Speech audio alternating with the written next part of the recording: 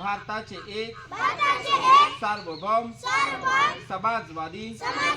धर्मनिरपेक्ष लोकशाही गणराज्य घडविण्याचा व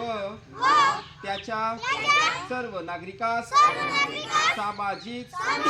आर्थिक व राजनैतिक न्याय विचार अभिव्यक्ती विश्वास श्रद्धा व उपासना यांचे स्वातंत्र्य दर्जाची व संधीची समानता निश्चितपणे प्राप्त करून देण्याचा आणि त्या सर्वांमध्ये व्यक्तीची प्रतिष्ठा व